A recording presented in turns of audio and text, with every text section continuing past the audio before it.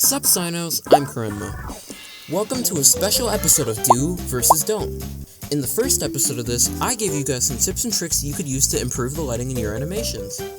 That video has since become a little bit outdated with recent StickNotes updates, and I've also improved myself at lighting, so I think it would be a good idea to revisit the concept of lighting in animation and expand upon it more, and give some more tips and tricks that you could use to improve your animations. To start, I think we should define what lighting actually is in an animation. In short, lighting is the way that some of your scenes in your animation can be lit.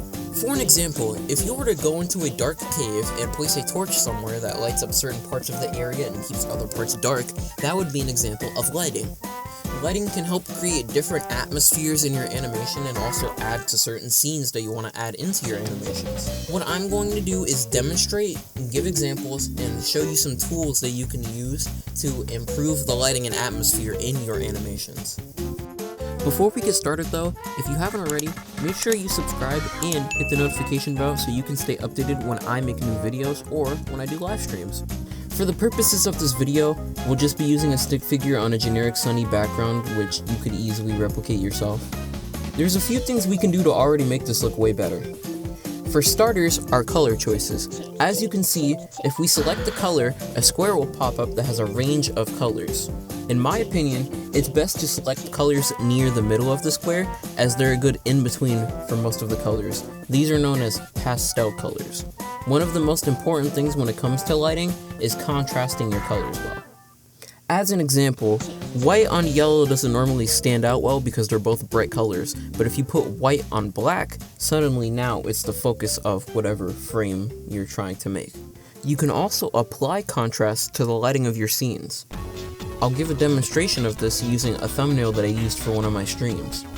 Here's Karenma, and I'm going to show you how to take this flatly colored Karenma and transform it into this fully shaded Karenma.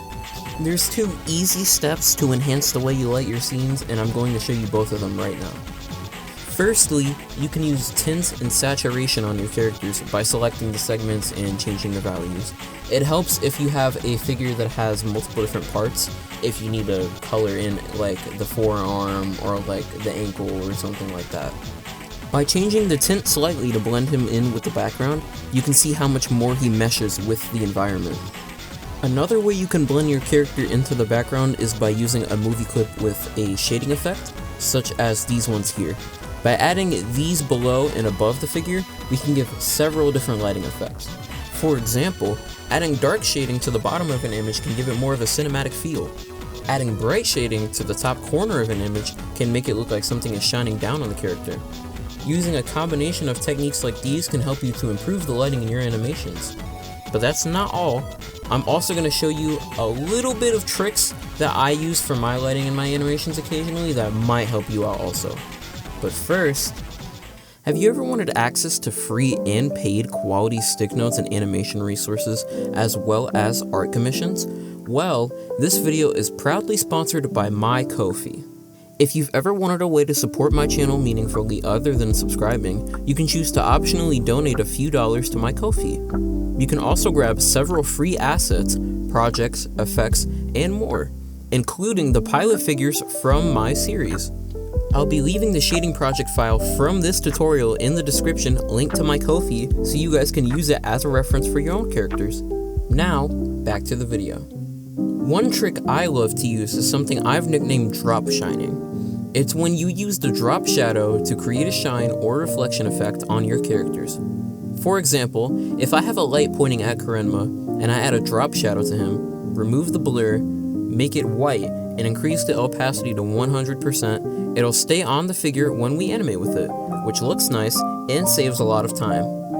Just be careful when using multi-segmented characters.